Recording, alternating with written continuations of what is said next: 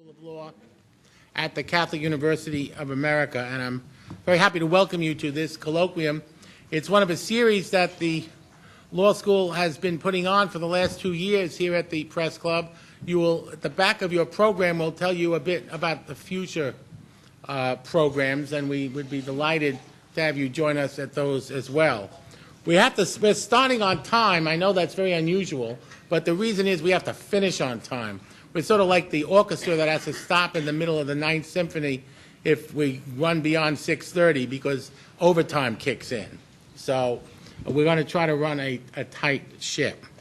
When I first raised this topic in our discussions about this year's colloquium series, it was last year, and it was a kind of an academic idea, perhaps a gloss to Nathan Glazer's writing on the melting pot, or a footnote to the debate about multiculturalism, a comparison to France and the banning of the burqa. But as you all know, in the last few months, we've seen a kaleidoscope of anti-Muslim activity here in the United States that at least suggests the possibility that Islam is not, quote, at home in America. Only recently, Franklin Graham, the son of America's most well-known evangelist, restated his view that Islam is an evil religion. The Reverend Terry Jones, who no one had heard of until he threatened to, on and off, to burn the Quran, got himself famous for that event. More mainstream people, like Newt Gingrich, have inveighed against Sharia, urging the legislature to forbid it in America, and indeed a Supreme Court nominee was attacked broadside because the Harvard Law School taught a course on Islamic law under her watch. We're guilty of the same thing at the Catholic University, so don't pick on me.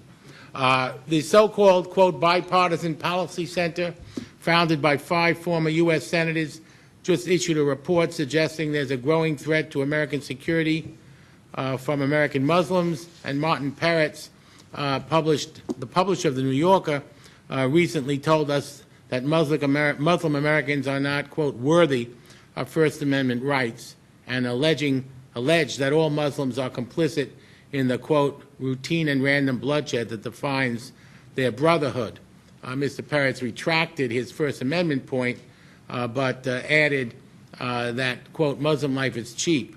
And their statements about the cheapness of Muslim life are statements of act, not statements of value. So at least he learned a little from philosophy. All of this, and I think I could probably go on, underscores the importance of this conversation. The subject requires us to look at a number of different issues. First, frankly, what is Islam? And what aspects of this rich and living civilization have been caricatured so as to evoke the present response? And secondly, how do we understand American identity, both from a normative point of view, what we want America to be, and from the past, what the history of America was, and what the sociology is today. Before World War II, in many ways, America was a Protestant society, certainly a hegemonic Protestant society. And after World War II, we see that America changed to a Judeo-Christian society, Protestant, Catholic, Jew. Rabbis, priests, and ministers made prayers in Congress, and also prayers for the success of the America's Cup yachting race. We were three religions. And recently, we've seen some evidence that we've started to become an Abrahamic society, including Islam, and in the last 6 months, we've had this huge backlash. So we have to ask ourselves, what is Islam and what is America, to focus on this question. And we have with us 4 insightful speakers. I'm not going to go through all of their bios because it's printed. We have Professor Akbar Ahmed, the Ibn Khaldun Chairholder of Islamic Studies at the American University, and the author of a recent book, Journey into America, The Challenge of Islam, which is really a fantastic study of what Muslims think about America and what Americans think about Muslims based on significant field work. I mean, not just what he thinks they should think, but what Muslims actually do think. Rabbi Jack Bemporad, a well-known theologian and scholar in interfaith activity, the professor of interreligious studies at the Angelicum University in Rome, and the head of the Center for Interreligious Understanding in New Jersey. He was a main commentator on the Vatican II and and on Vatican Jewish relations, and the author of Our Age, the Historic New Era of Christian-Jewish Understanding. Chris Seiple, the president of the Institute for Global Engagement, a well-known expert on evangelical issues, the founder of the Review of Faith and International Affairs, and a person who's thought deeply about the role of religion in foreign policy. And finally, Hannah Rosenthal, our special envoy and head of the Office to Monitor and Combat Anti-Semitism in the Obama administration. And before she took that job, among her other jobs, was head of the Jewish Community Relations Council, the JCPA, the national body of Jewish Community Relations Councils, and she has spoken on anti-Semitism and Islamophobia, and has thought deeply about the foreign aspects of this question. We are going to run a hopefully tight ship. I'm going to ask the speakers to speak for 12 minutes. After that, they'll get a nudge from me, and we'll turn off the sound. We'll have some time for conversation amongst ourselves, and then we hope for audience questions, and we have someone who'll come around with a microphone to take your questions.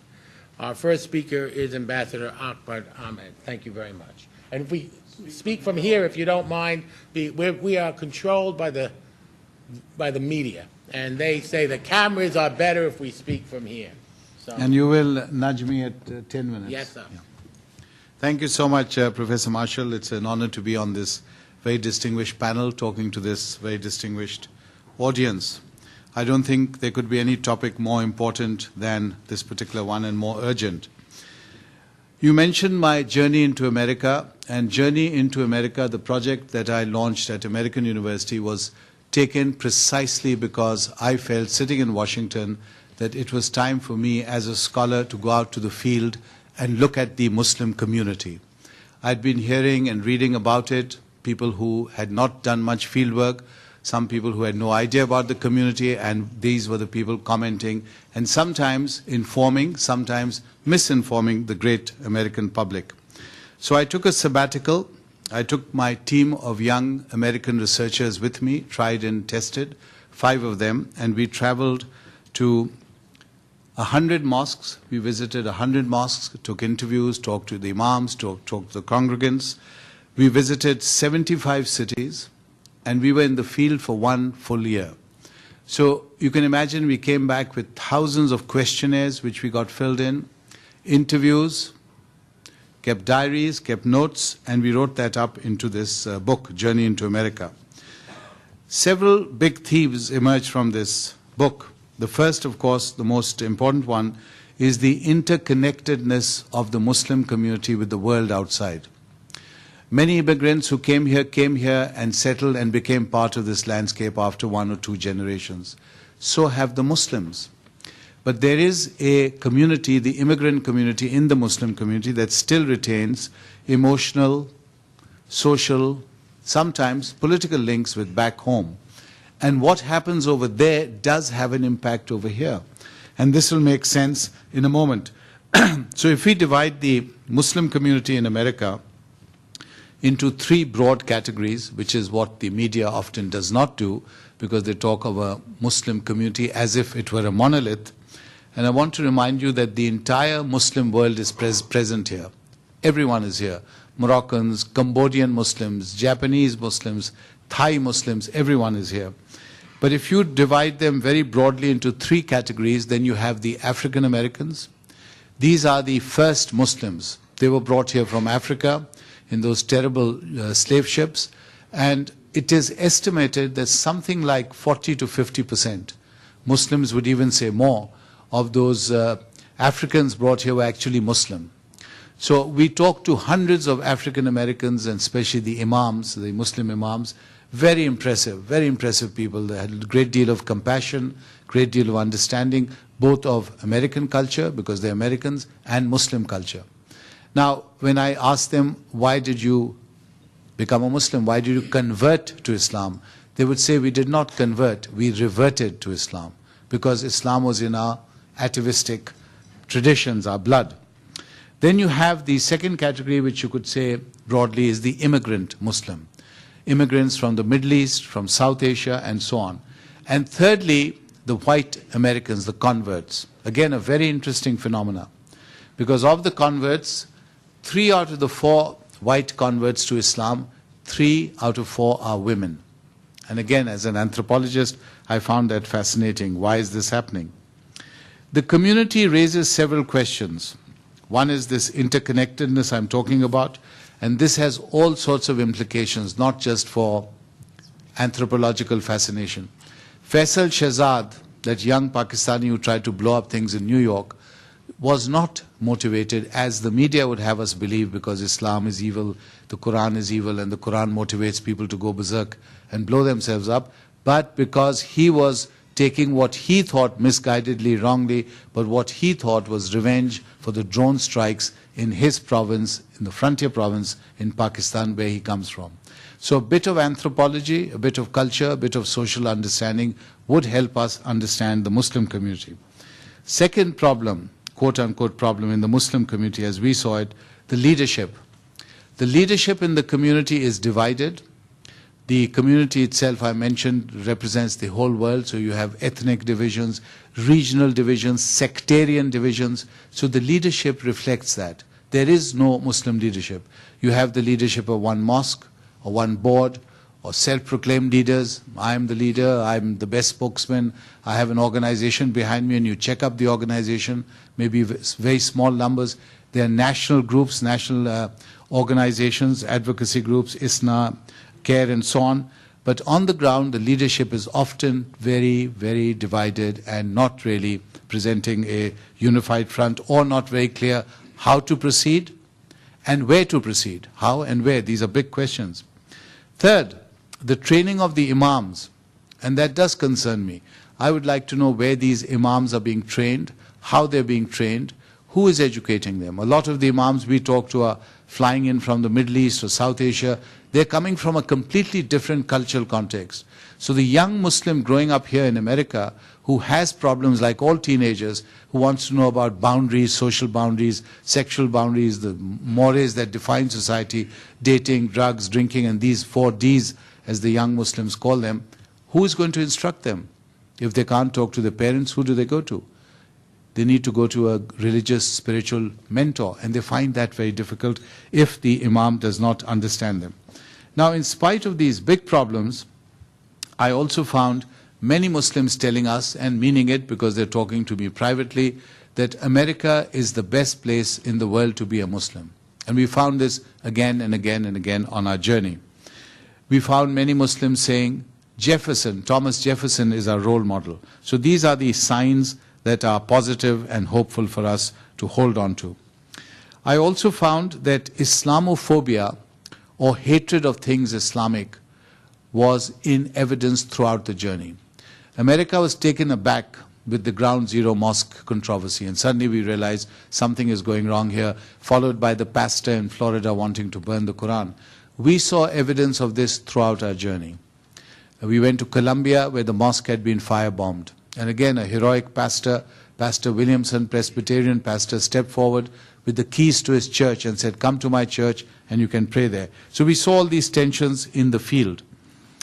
I believed even in the field, because we talked to Jews, Christians, Muslims, everyone, that we were in danger. We hadn't proceeded down that direction, but we were in danger of moving towards a slippery slope. read the history, because I have a very long and detailed chapter in my book on American history. This is a slippery slope. I can assure you, as an anthropologist, that if it's the Muslims today, tomorrow it'll be another community, another tiny, it may be Jews, it may be Catholics, it may be Mormons, it may be another community. This is a slippery slope, and history teaches us it's a dangerous direction to be proceeding.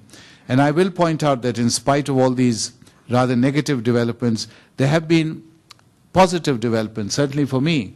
Abe Foxman has launched, this is the ADL, launched a committee, and I'm privileged to be part of that committee, exclusively to defend and protect mosques.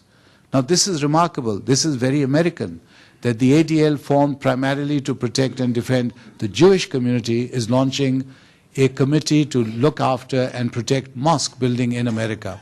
But this has happened. So these are the signs of pluralism in America, and they give us great hope that there is an idea which people are prepared to defend and fight for.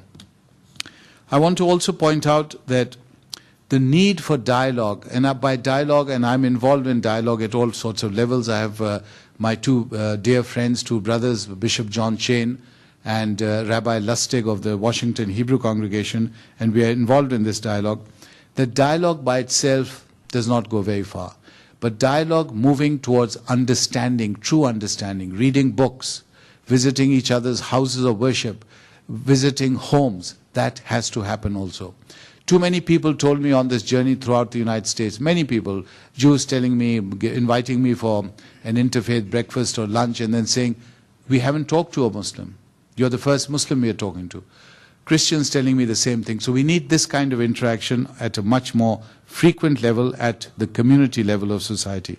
And finally, so dialogue, understanding, and friendship. And by friendship I mean where we've stopped seeing each other as Jews and Christians, and we simply see each other as Americans or as fellow human beings. Since I've got the note, and I'm presuming I have a minute left, I'm going to end with an image I have in my book. The image is of Thomas Jefferson, and I want each one of you in this room, and hopefully the people who will see this video or documentary, to have this image to inspire them and to take them through these troubling and troubled times. It is the image of Thomas Jefferson outside his university, the university he created. It is Jefferson with an angel, and the angel is holding a tablet which says Religious Freedom, 1786. Think of the date. Think of what's happening in the rest of the world. Tyrannies, despots, kings. And here there are individuals, the founding fathers, thinking of a new kind of society, a new world. And under religious freedom says God. We know what religion that represents. Jehovah, we know what that represents. Allah for Islam. And then Brahma and Atma, the gods of Hinduism. And I was astounded. Here are people thinking not only of Christians, but Jews, and also Muslims, and beyond the Abrahamic faiths to non-Abrahamic faiths. And I said, if only Americans in the 21st century began to understand and appreciate their own founding fathers and where they are coming from, it will strengthen them, it will guide them, and make them much, much stronger to face the 21st century. Thank you.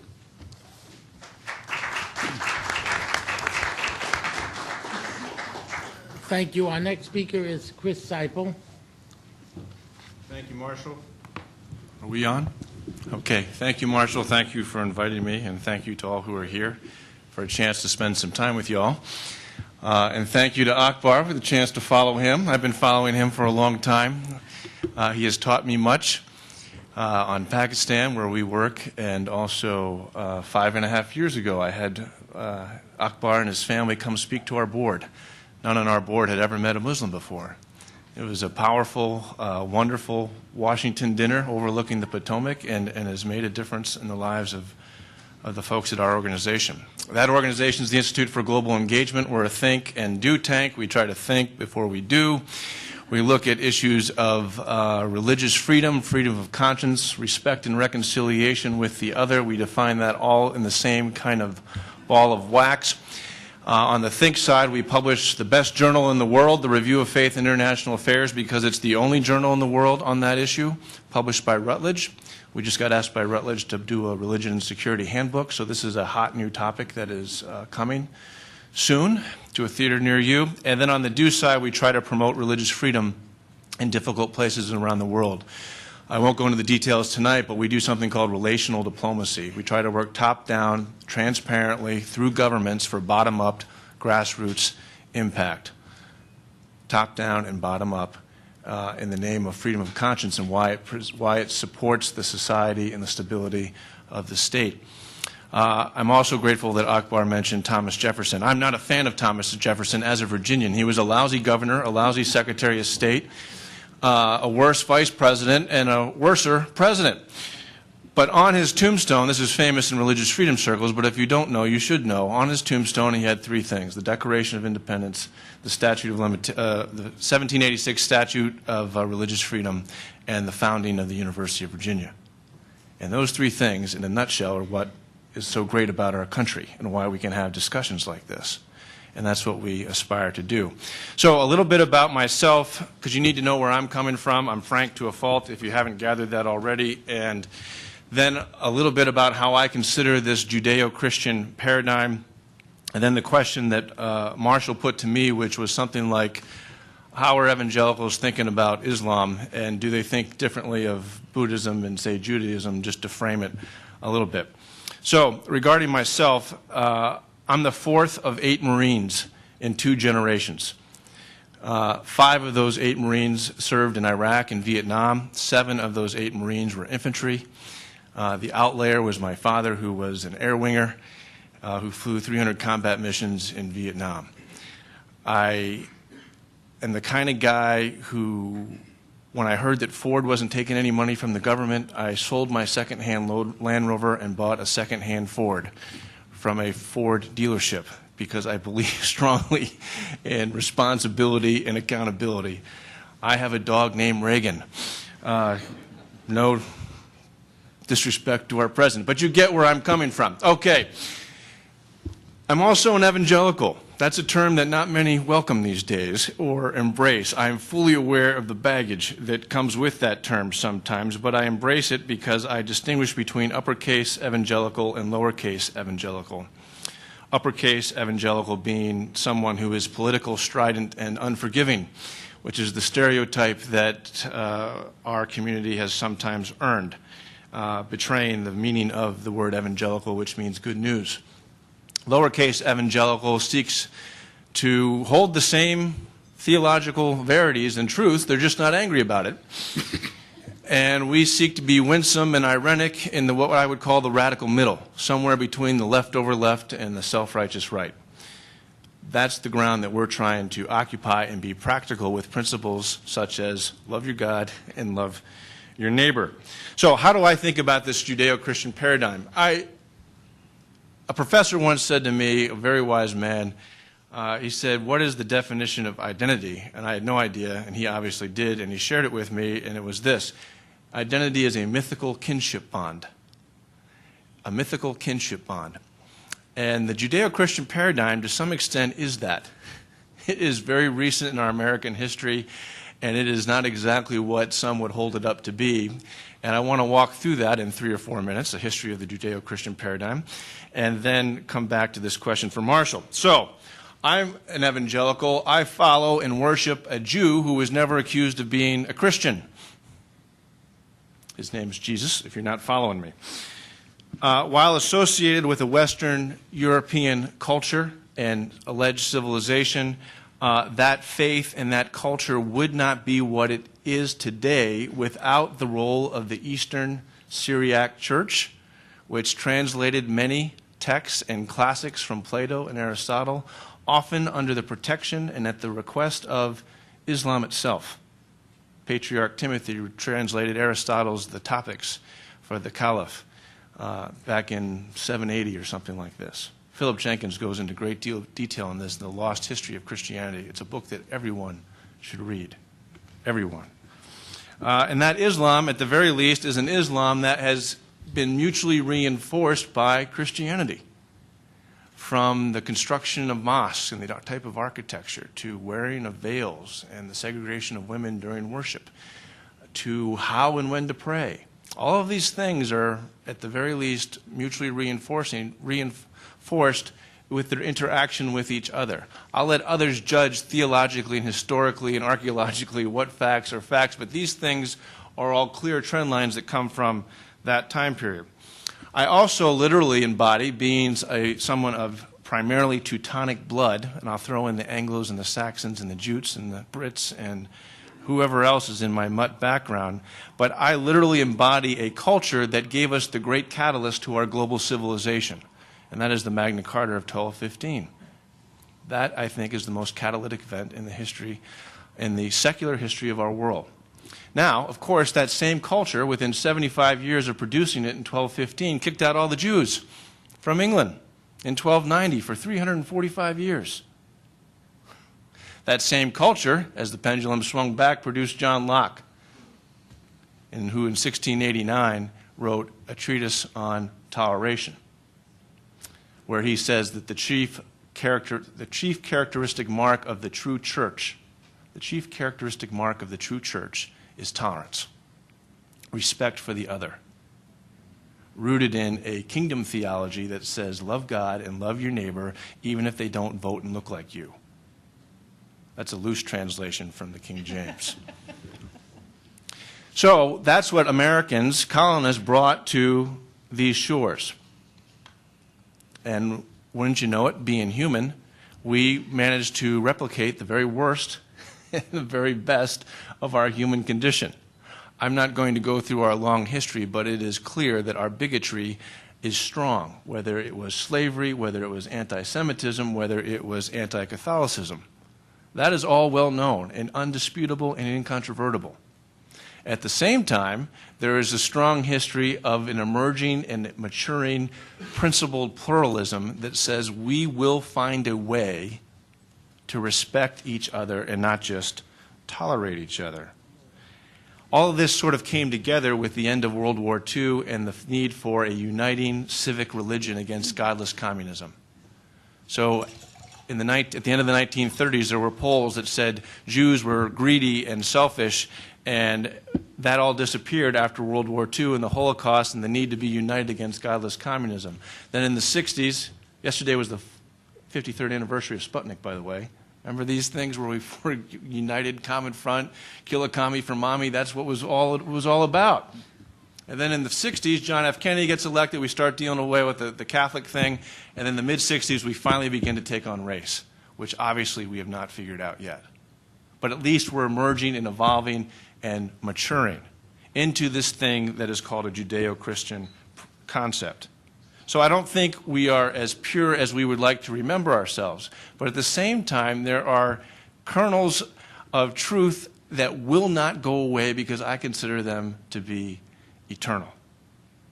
To paraphrase that great theologian Winston Churchill, after whom I've named another dog,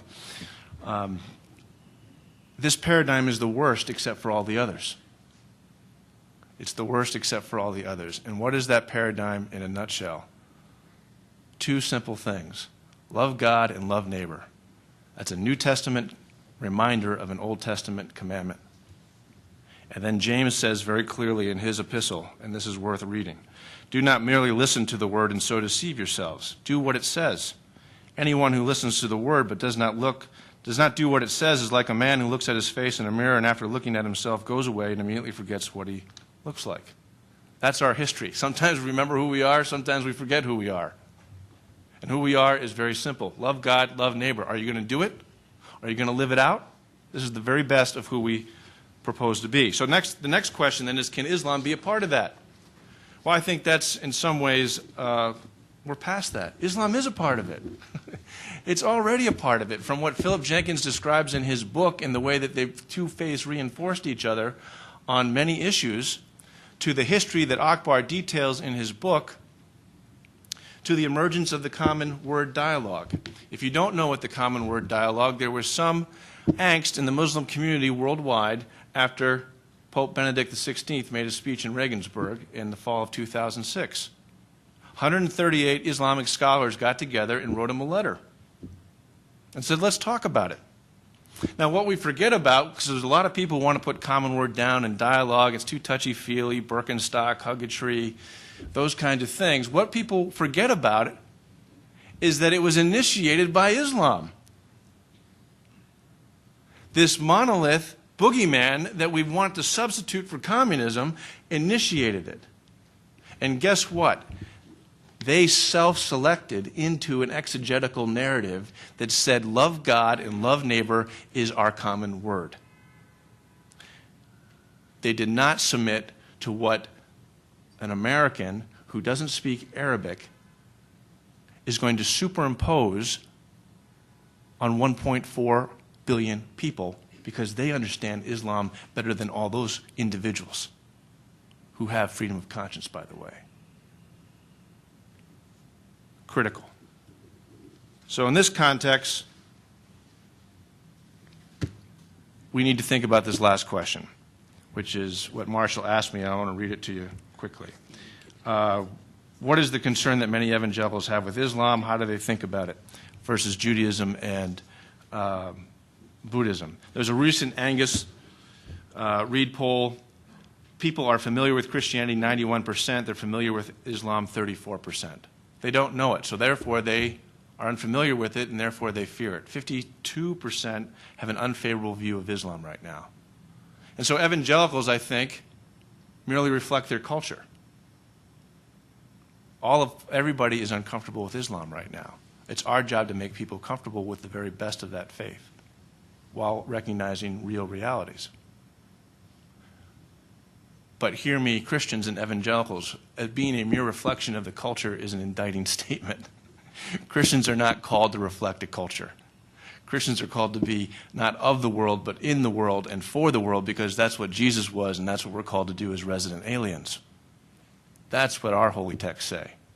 So we have to be better familiar and more familiar with our own holy texts.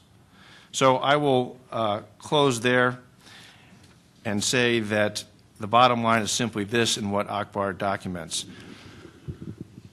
America is the home, is the last best bet for the world. And I don't say that in a jingoistic fashion. I say it because this experiment has continued to evolve and mature. It is the home of principled pluralism, and therefore is a place where we can engage Islam on its own terms because we respect it as individuals who are made in the image of God, who are also American citizens, even as we expect those of the Islamic faith to engage the Jewish and the Christian traditions on its own terms and respect those folks where they're at as fellow Americans.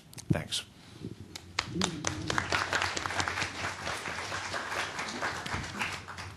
The bar keeps going up. Our next speaker is Rabbi Jack Bemporad. Thank you. I think that the way I at least try to ask this question for myself is as follows. Is there anything intrinsic to Islam that would prevent it from following the pattern that has been more or less followed by Catholics and Jews? And that's what the point of the conference is, which has to do with the challenge of expanding the Judeo-Christian paradigm. There is also a second part, as I tried to think this through, which is how permanent is this pattern?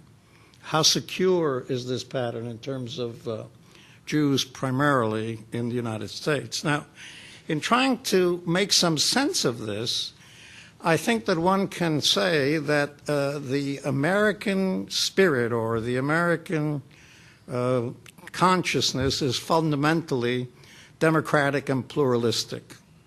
And if you look at the way I was brought up when I came here in 1939 from Italy as a refugee from Italy. And as I grew up, we always spoke about America as the melting pot. And the one place where people learn to be Americans really is in the public schools. And in the public schools, we basically learned more or less what it meant to be a citizen and what it meant to be an American, which was basically democracy, pluralism, and the kind of general respect for the Bill of Rights and things of that nature. Now, I think there's no question that this American spirit embodies tolerance, respect for the others, but it's always tolerance and respect for the other given the limits of this American spirit. So that, for example, I remember distinctly when Kennedy was running for president where he had to say, look, the Pope does not control me. And so that, yes, you can be religious as long as the religious spirit was private. It was something that you did in your church or your synagogue or wherever, but it wasn't something that was in so-called, what is now called the public square. And what we find is that it was literally embodied in the Enlightenment. It's an Enlightenment point of view. But the Enlightenment, unfortunately, in many ways had some very good points, but some also limiting points. And there are, by the way, two different kinds of Enlightenment. You have the French Enlightenment and the German Enlightenment, which are, and there's no point going into it, but there is a definite distinction. But this Enlightenment, in a sense, was too much of critical. It was critical thinking. It was analysis. And most recently, it was felt that it cannot be solely critical, that one had to go back to one's traditions and see in those traditions elements that in fact supported the very democracy that America stood for. Even, for example, the Kantian categorical imperative, is ultimately based on Leviticus 19.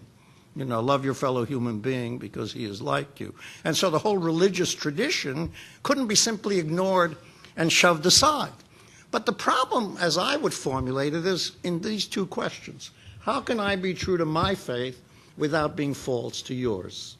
Now, in the past, unfortunately, the way one was true to one's faith is by comparing the best in one's faith or one's own religion with the worst in the other. I've been to synagogue where I've seen rabbis tell us how wonderful Judaism is and how terrible Christianity is. Look at how different it is. Look at all the values we have and look at how they are so different. And I've seen the opposite.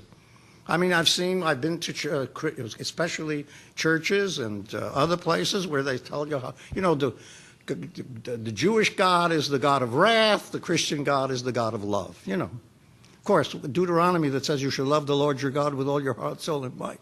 That's a God of love, isn't it? In any case, the point is that that's what we had, taking the best of one and the worst of the other. Now, the question that I have, when I was in college during the McCarthy period, the way a person wanted to say, look, I'm not a communist, is by saying I am a member of a synagogue or I'm a member of a church. The real question is being a Muslim, a member of a mosque, a way of guaranteeing that one is loyal to one's country?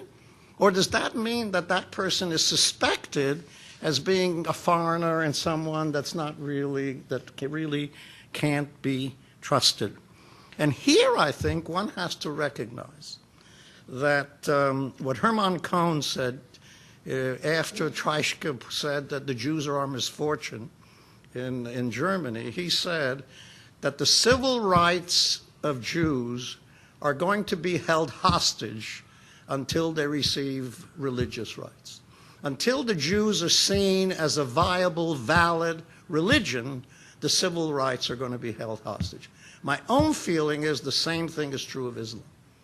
I don't think that the Muslims will be fully accepted in this country until their religion is seen as a viable and full religion. And this can only happen when Muslims actually are seen as people who are not terrorists, who are not interested in destroying the United States, and things of that nature. Now, something very interesting and kind of funny happened when I was visiting my president right after Pope John Paul II went to the synagogue in Rome.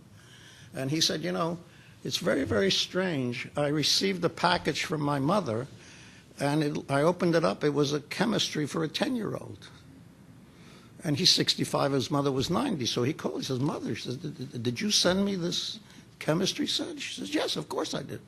He says, well, I'm 65. Why did you do that? He said, don't you remember when you were 10 what your father said when you wanted a chemistry set? No, I only remember that I didn't get it. He said, when the Pope goes to shul, when the Pope goes to synagogue, I'll send you a chemistry. He said, the Pope went to shul, and all of you got a chemistry. Now, the interesting thing is when in 1954 I was asking my confirmation class when I was a rabbi in Indiana to invite their friends, we couldn't get any Protestants or Catholics.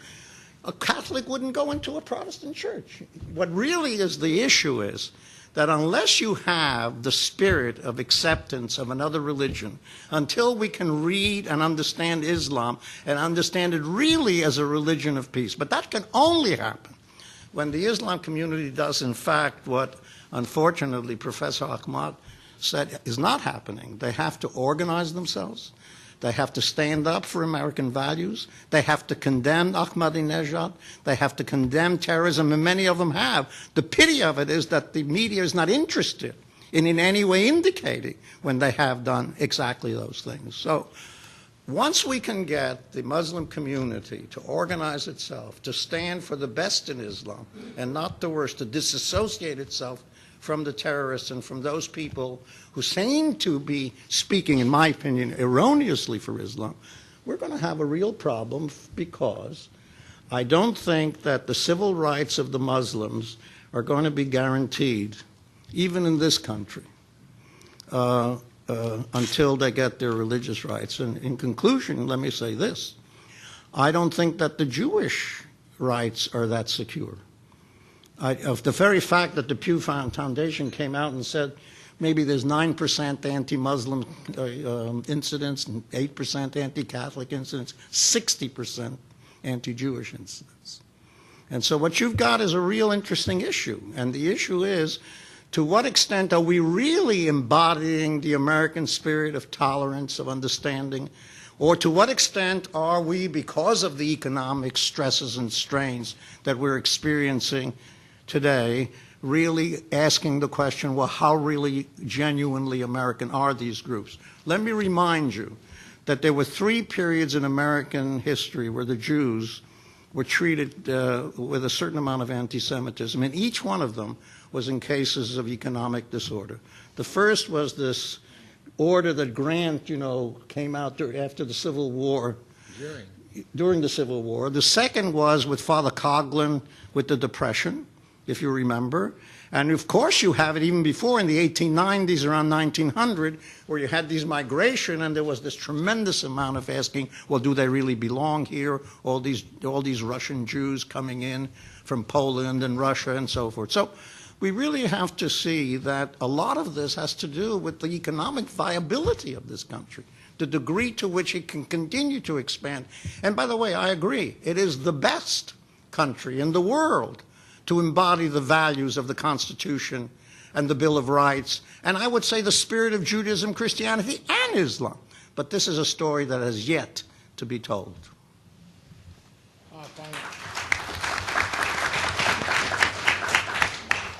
Our final speaker is Ambassador Hannah Rosenthal. Thank you.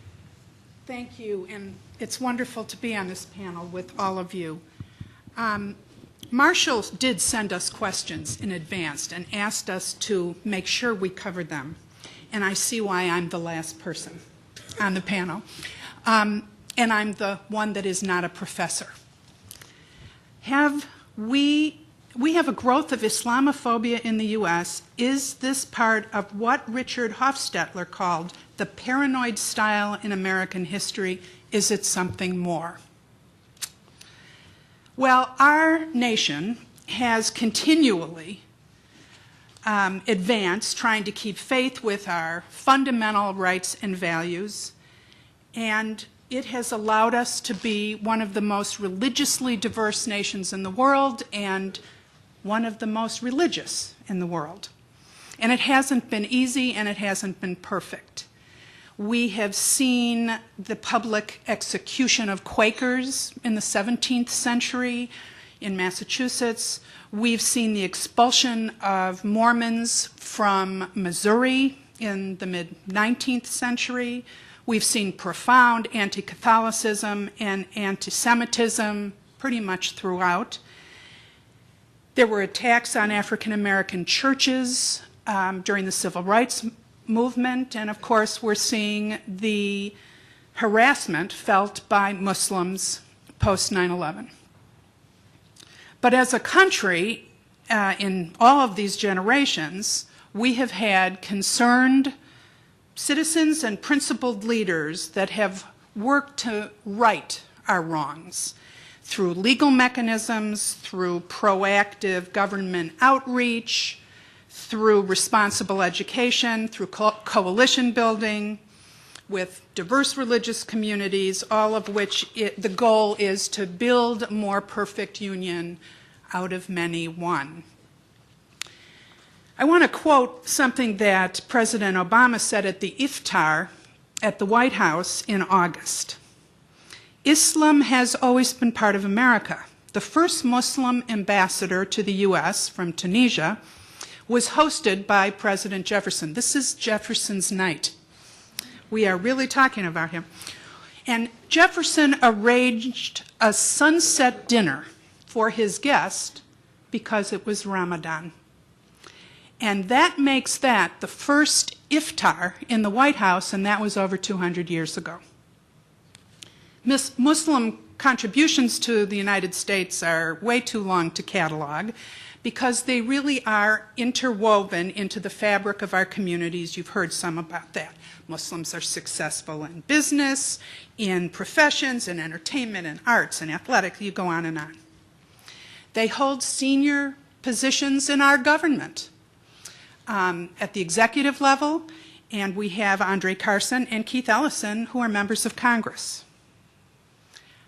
And again, as President Obama said, our commitment as a government to religious freedom must be unshakable. The principle that people of all faiths are welcome into this country and that they won't be treated differently by the government, it is fundamental and essential to who we are.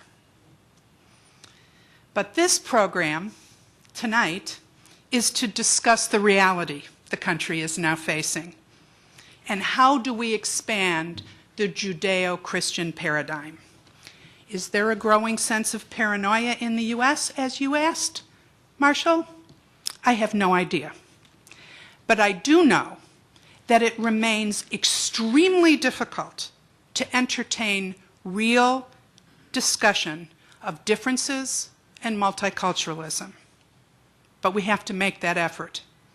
We have to understand each other so we can move forward for the sake of our communities, for our nation, and our diverse and increasingly interconnected world. And unfortunately, history tells us that especially during economic downturns, scapegoats tend to be named, fear of the other is more pronounced, and unfortunately, hate is stoked. What we're seeing now is not just anti-immigrant sentiment against Muslims. Almost all immigrant communities in any country face integration challenges. But the experience of Muslims now is different because of 9/11. If, for instance, two immigrants would come from India to the United States at the same time, part of the same socioeconomic class, one Hindu and one Muslim, no one would ever ask the Hindu to prove that he's a moderate Hindu. This is deeply troubling and unfortunate, but it is a reality of our country right now. And I believe discrimination and prejudice need to be called out and condemned. When Americans view Muslims with suspicion just because they're Muslims, this must be challenged. Our country, again, was founded on the precepts that all human beings have inherent dignity and rights, and that they're innocent until proven guilty. And this is being turned on its head in Muslim intolerance we're seeing. People may hold bad ideas and intolerant thoughts, and they may express them. But we hope others will use their right to freedom of expression to condemn and confront such bad speech. And as bad as some of the statements and proposals against Muslims may be, the appropriate way to address this bad speech is with other speech. So I find it very gratifying that we're seeing religious and opinion leaders condemn such behavior and insist on civil discourse, especially around religious tolerance. And as intolerant as some of the statements and proposals against Muslims are, it is important to also note that we're seeing progress because people are speaking out. So even in the face of all this, I am optimistic. The story of Islam in America is a story of progress, of success, of thoughtful writings, of wonderful professors, of coalition building. So I believe the paradigm is already changing. The table is already expanding. And the messages of hate are being challenged, and I think this program is a very good example of that.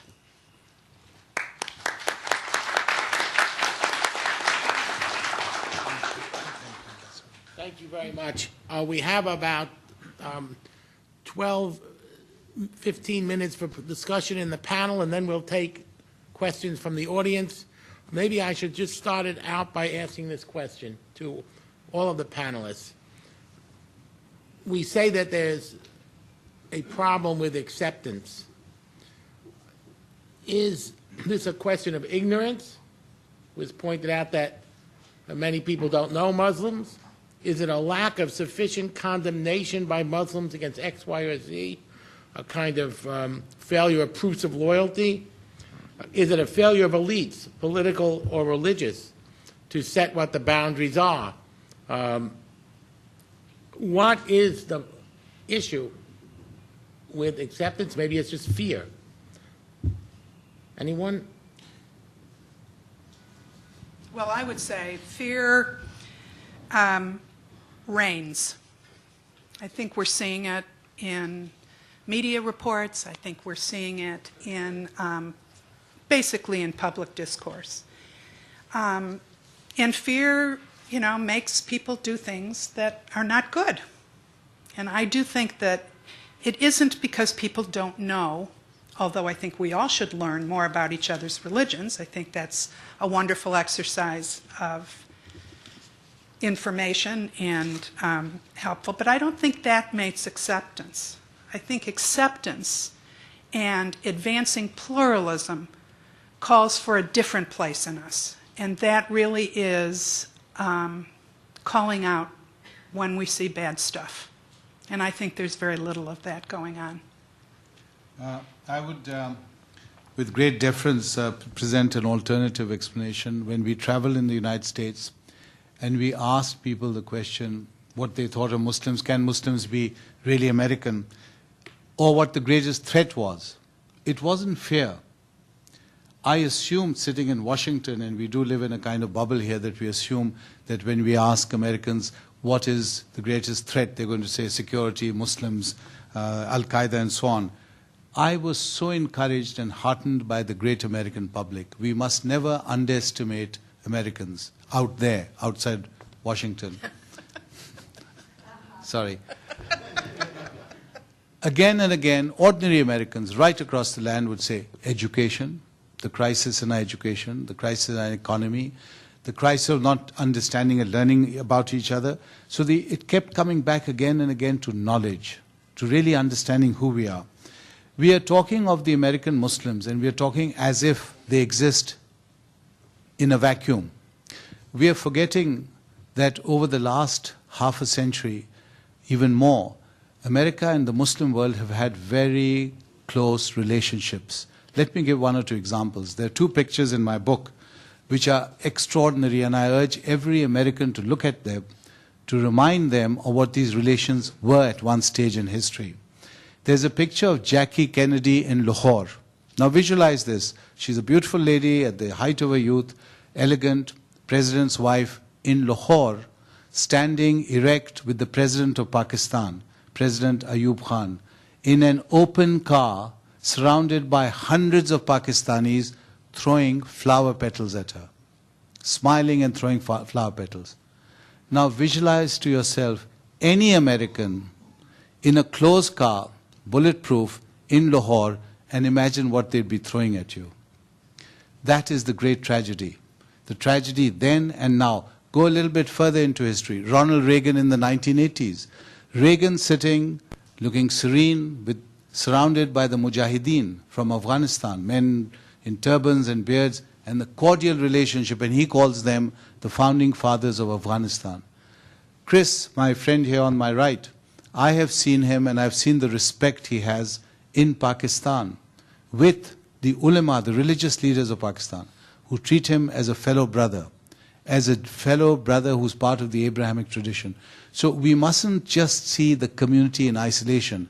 The community is important and critical because 7 million citizens of the United States are important in terms of our history. But there is a larger community, and that community with the world is watching us. There are 1.5 billion, as Chris pointed out, Muslims in the world. There are 57 nations, and some of them are critical to American foreign policy. 5 out of the 9 nations which American foreign policy analysts say are absolutely, quote-unquote, pivotal, happen to be Muslim. So we cannot afford to lose the Muslim world, and we cannot afford to lose their hearts and minds, which is what General David Petraeus, President Obama, President Bush, again and again and again remind us.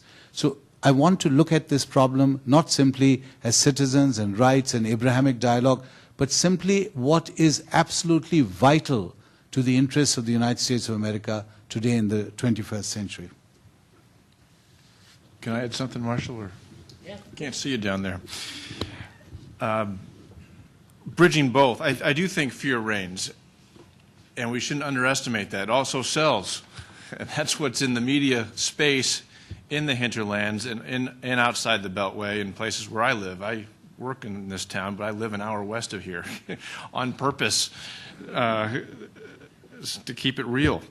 But I also think at the grassroots level, and this is to Akbar's point specifically, I think that people of Orthodox faith, lowercase o, they want permission to participate, but they feel that they have to, because of a PC environment or for whatever reason, they feel they have to check their faith and identity at the door. Let me give you an example. We talk about moderate Muslims. I get so tired of that. If somebody called me a moderate Christian, I'd be insulted. I'm not a moderate Christian. I am an Orthodox follower of Christ who believes in the Nicene Creed, period. I'm moderate politically because I believe that we should respect and love our neighbors and create a space to talk about those things. Why should we expect Muslims or Jews or whoever else to check their faith at the door? Interfaith, wonderful word. I always play with this word. But you know, where I come from, that's some touchy-feely, hop, skip, and go naked, watered-down declaration that means nothing. We use the phrase multi-faith, and what we mean by that is, let's start with our irreconcilable theological differences. Let's name them. Some of them will never be bridged in this lifetime. But because we acknowledge and name that, let's get to the common values that bridge the gap politically. So peace, mercy, justice, love, compassion. And let's do stuff together. And to Akbar's last point about Jackie O, the only time in my life I've ever been greeted with rose petals was on the Afpak border in the town of Banu next to Waziristan in 2005. And I was asked to speak in the mosque next to the one where John Walker Lynn was trained about justice. It's a powerful experience. I didn't sacrifice my faith. I was very clear that we still have differences about the nature of Jesus Christ. I didn't sacrifice my American identity. I was there because I loved them and wanted what was best for their people, and we had an honest conversation. It can be done, and people on both sides, in Pakistan and in America, want permission to participate and to know that they're not going to be shut down because they believe in something where at some point there's an exclusion. You can have an exclusive view and an inclusive dialogue. And that's what people want to hear. And if we can breed that, then I think we have a shot at the future. I just want to pick up on your point for a moment about moderate Islam, because I think in a way you're correct. The term moderate is understood in the media as, and by many people as somehow watered down. And it's often compared to Islamists, as if there's something awful about Islamists, which is, as I understand it, the notion that Islam has something to say about all aspects of life, not just what happens inside the mosque. That is to say, how you live your life in business, how you live your life in politics, how even your sexual life, etc. I think the distinction between whether you're a violent Islamist or you're not a violent Islamist, but certainly from a Jewish point of view, the more they talk about Islamists, the more it reminds me, or the more they talk about Sharia, the more it reminds me of halakha, a Jewish legal code. And I think this is a big problem that the term kind of moderate has been captured to mean not particularly religious, and it's either watered down. So the best Muslim is the Muslim who is not a religious Muslim, or who's just notationally a religious Muslim, and not someone who actually practices it, because that person is an Islamist.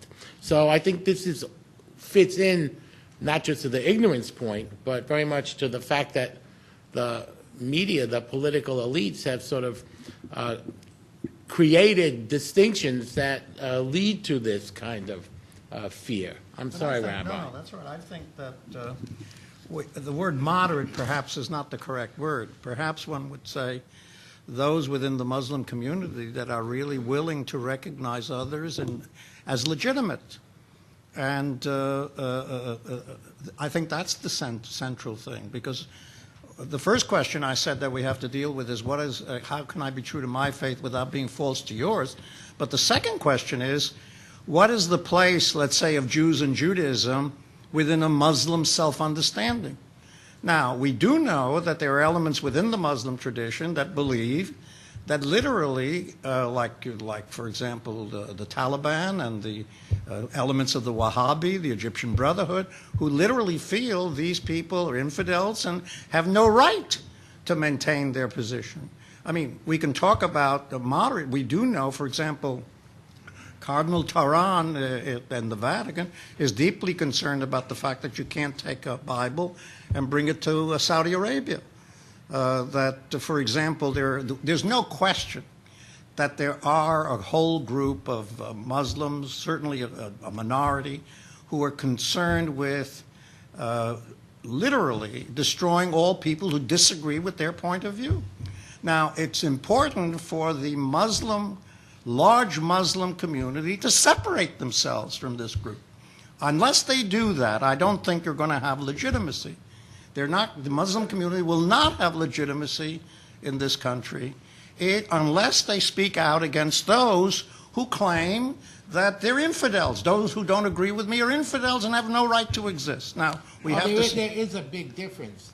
I mean, I don't really care if people think I'm legitimate. I just don't want them to kill me. So, I mean, that is to say that I am agreeing they're all legitimate is a statement about exclusivity of truth. There may be nuances you can get around that, but you're really going down that path that there's some kind of, I can't say I have truth and you don't, because if I say I have truth and you don't, I'm saying you're not legitimate. No, I'm not. I think there's an issue with that. No, I'm not talking about legitimacy in that sense. I'm talking about legitimacy in the sense that my own self-understanding as a Jew allows space for, let's say, Christians and Muslims. In the same way that, for example, what Vatican II did, which I thought was a total revolution, is basically what it said is that we have to recognize Judaism in a way that makes it legitimate. In other words, we can't categorically say that all Jews are Christ killers. We can't say that they're of the devil and do the devil's work. We can't say, for example, that they are vilified for crucifying Jesus. We can't say that somehow we're not connected to Judaism. We can't say that they're a nation doomed to wander aimlessly until they accept Christ. In other words, we recognize Jews and say they are religiously legitimate. That's all. Now, there are elements within the Muslim community that says, no, unless you accept what we say and unless you embody what we do, you're not legitimate. Not only that, we'll kill you. Now, I think that's the issue. The issue is to what degree do we have a space for the other within our own religious understanding that makes it possible. Now, If you were to take, for example, the way Muslims have treated Jews and Christians in, let's say, for example, medieval Islam, the whole concept of dhimmitud. Now, it's interesting. It varies in different places. And I think in large measure, even the worst so-called elements were not put in practice. I mean, for example, in the Christian community, Jews simply were not allowed in certain occupations. In Islam, it's not that they weren't allowed they had plenty of opportunity to be in almost any occupation, except there were certain occupations that Muslims felt they could not do. It was not worthy. It was not the kind of thing that a Muslim should do, and therefore it was an opening for Jews to do it. It's not that they were excluded in the same way that they were, for example, in Christian communities. By and large, even Bernard Lewis, who isn't the greatest friend of Islam, acknowledges in his book, Jews in Islam, that the kind of discriminations and the kind of ways in which the Catholic Church treated Jews was not replicated in Islam. I mean, these are the things that one has to learn and to understand. And as I said, Herman Cohn, I think, put his finger on the real issue here. Until Muslims achieve religious recognition and legitimacy, their civil rights are going to be held hostage. Rabbi, can I respond to that as the Muslim on this panel? Sure. First of all, in your presentation just now, you give the impression, I know you don't want to give the impression, that somehow this is Muslims and Islam. I strongly take exception to that. My understanding of me being a Muslim and not a recent convert, my father goes back to sacred lineages, going back to the Prophet's time. My mother comes from aristocratic lineages among the Pashtun. My understanding is that the Judeo-Christian tradition is part of my tradition. I cannot, by definition, be anti-Semitic. By definition, the understanding of God, the understanding of the prophets, dietary restrictions, the 10 Commandments, even the names, even the mythology. Now, you're descended from Isaac and we're descended from Ismail and so on. To me, both Isaac and Ismail are beloved sons of Abraham, who is the beloved patriarch and prophet. Now, we may have all kinds of theological nuances and semantics to debate, but overall, a Muslim cannot, by definition, be anti-Semitic. And the same applies for Christianity. Now, again, I'm not going into theology, but sociologically, there is no problem. You cite the Taliban in Saudi Arabia about bringing the Bible in. Let me give you my own experience. I come from a country, Pakistan, which has 180 million Muslims, and it's going through a very bad phase of history right now. But I grew up in Burn Hall up in the north of Pakistan, being educated by the Catholic priests. My wife was educated by Catholic nuns at the Jesus and Mary Convent, a school that produced figures like Benazir Bhutto, so it wasn't a marginal school in Pakistan. I was then educated at Foreman Christian College in Lahore, and these were American teachers, wonderful American religious teachers.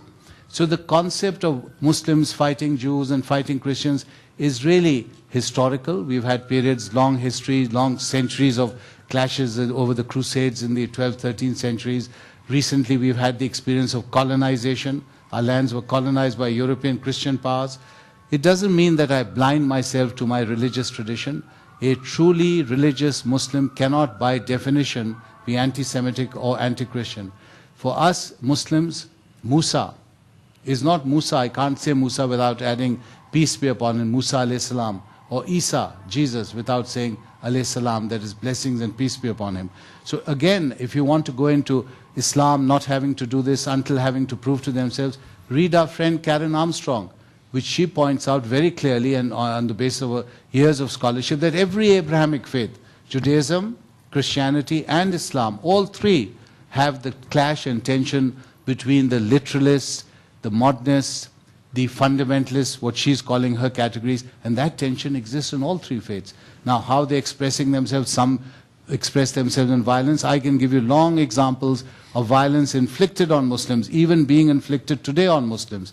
So let us not simply single out Islam as if though somehow it is intrinsically different. It is like any other society that belongs to the Abrahamic faiths. It's going through, I repeat this, a particularly bad phase. It's going through a phase where there's very poor leadership, leadership with a lack of compassion, lack of wisdom, lack of vision, not only overseas, but even here. I don't see many Muslim leaders emerging, which are giving me a great deal of hope, and that is the problem. But then I would also like to look at leaders in the Jewish community and the Christian community. If the Muslims are falling short, let them reach out, extend their hand. But to simply single out the Muslim world as if somehow this is the cause of all the problems of the world, I think is just simply historically not true, and certainly not true of my experience as a Muslim. The Saudis, I don't speak for the Saudis, but the Saudis are one country out of 57 countries. And if they're doing certain things, it's their problem. I can give Christian countries which have behaved very oddly and not at all in the spirit of Christianity. Do we hold Christianity to blame for that? Of course not. Christianity is a noble and a pure religion, as is Judaism. And both are part of my tradition. I want to just say something. I'm going to have to let Rabbi Bemporad make a quick response, because otherwise we won't have time for the In no audience. sense did I in any way try to indicate that Islam as a religion is either anti-Semitic or anti-Christian. No, I think you misunderstood. Either I didn't express myself properly or you misunderstood what I said. The only point that I was trying to make was that in the past, if anything, Islam was more accepting of Jews than Christianity. That's substantially what I said. But that did not mean that within Islam there aren't elements today, like the Wahhabis, the Taliban, and so forth, who act in such a way as if these elements are simply not legitimate. That's the only thing I said. The purpose, the title of this panel was, how are we going to change the paradigm and move from Judeo-Christian to Abrahamic?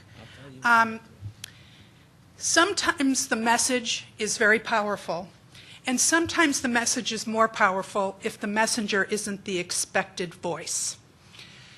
So it may surprise you, as the special envoy to monitor and combat anti-Semitism, that I want to take some exception to the singling out of Muslims for different treatment than we do other religions. I have to say, because I'm a diplomat, please do not make light of dialogue, coalition building, and relationship building. That is what diplomacy is at the highest level. So it isn't about kumbaya, and it isn't soft, fuzzy stuff. It is what makes the world work and hopefully avoid wars. So it comes down to individual relationships, institutional relationships, country relationships, etc. We do not see the acceptance of Jews in the United States because Jews somehow said, I theologically accept other people. I don't believe it had anything to do with theology. I think the theological differences exist. In the Jewish community, it exists among Jews. And of course, it gets more complicated as you're dealing with different faiths. I think the reality of the question that we're trying to deal with today, I can't read your writing. 45 seconds. Okay. The reality that we're dealing with is religion, that Muslims are being treated differently because they're Muslims. And in answer to the question moderate, I do believe the word moderate is not as opposed to orthodoxy. It's opposed to how the media, how the United States citizenry is viewing extremism. And every religion that I know of has extremist elements that do bad things. But right now, what we're seeing is Muslims being singled out to somehow prove they're not extreme. Thank you very much. 45 seconds, was that good? I've learned a new technique when I'm a panelist from you. I'll just say I can't read your writing when they try to shut me down. We have time for some questions from the audience, and we have a young lady with a microphone who will bring the microphone over to you. Please raise your hand. No speeches, but be focused. Yes, sir.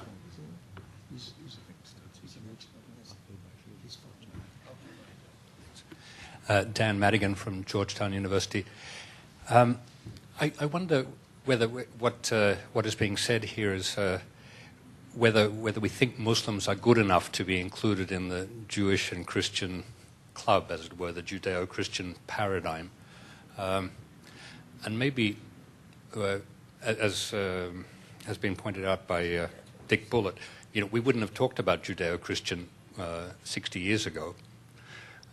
We talked about the Christian ethic. Christians included Jews when we realized how bad we'd been with Jews.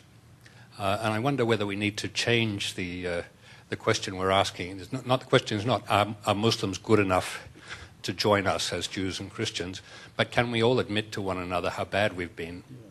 Well, I mean, what you say has a lot of truth, and it may be the way that Americans are taking the question now, but certainly the question was not that. It was, as a sociological fact, how does one change that paradigm?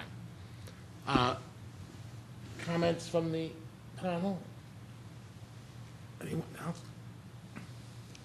It's over there.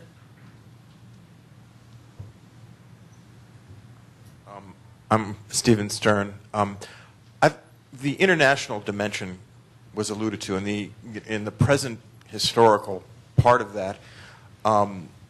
There was mention of the fact that our war with violent Islamists, or our war on terrorism, was sort of replacing our war on communism. And if you think back over a century of wars, European civil wars, we're facing a situation now where suddenly what I would call selective literalists in various religions are dragging the world into something that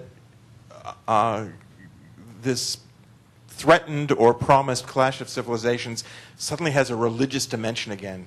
And that's a particular fuel on what's happening in terms of how Muslims are being seen in this society, which, although we've been engaged with them, it's been part of us, we're now finding ourselves in the middle of in the Muslim world in a state of war that was not true 30, 40, 100 years ago.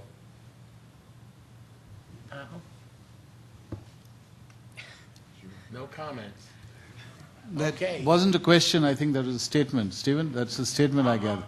I'm asking if this is an added dimension now that is fueling the difficulty that we sit here in this room facing in terms of how we can see ourselves integrated together as an, a Abrahamic culture, Abrahamic plus, totally pluralistic. There's something going on in the world that really mitigates against it. Sir? No one from the right has a question here. Hey, It's Marshall, quite I'll interesting. respond to that just to honor the audience. We don't want to be deaf, dumb, and blind up here. It depends on what lens you're looking at it with. If you're coming from a classic international relations lens, which is all my degrees, it's a new thing. But if you come at it from a religious lens, Christianity, Islam invented globalization. God invented culture. So one is a lesser included set of the other. Religion's always been around. The fact that Sam Huntington writes his book, or Peace and Foreign Affairs in '93, well, the poli-sci, quantifiable altar of worship had disappeared. We couldn't count throw weight for nuke weapons and tanks on the Fulda Gap. So, oh my gosh, what's the replacement? Well, it's got to be this other thing. And then books come out like Culture Matters, Sam Huntington in '97. Well, are you kidding me? Of course it matters. So I think it is real. It's always been there. It depends on who's engaging it for the first time. Part of the problem is that we've been taught not to talk about religion and politics in polite company. We've got 10 minutes, and sir, you have the next. Name is Masood Rab. I have a question. I was wondering if the current anti-Muslim environment would be different if we had no midterm elections, or the right did not have Barack, quote, Hussein, and of course Obama to debate with. He's asking if the fact that the Republican Party is running against Islam makes a difference in the sentiment. I don't know if you should answer that question. I'm not cleared to comment on that. I don't know if you should answer. Any other comments on that? Politics will always be religion and blood. And that's why you name your dog Reagan. Any other questions, sir? Well, wait to at least take the microphone. Standing up is your decision. Okay. It's a question to the entire panel. I was thinking, the Platonic question, second chapter of Republic. Ion is saying, is God transfixed immutably in his own proper image? Is that not, I'm from the Hindu background, I'm a professor, and how do you respond to that? Is God immutably transfixed in his own proper image? As you're moving your hand, the microphone is moving. Okay. What do you mean by transfixed? Is he not Focused. He's not changing? Does God have only one form through which we can worship? I have a whole book on it, and published. No, I don't know if it is. The book is a question. If you Well, want to I'm not competent to comment about what God can do, so I'll go to the panel. Well, I will quote Maulana Rumi, one of the greatest mystic poets of Islam, and now the most popular poet in the United States of America. Go to any bookshop and check up in the poetry section. I'm just going to quote him in answer to what your question is. I go to the synagogue, I go to the church, and I go to the mosque, and I see the same altar and the same spirit.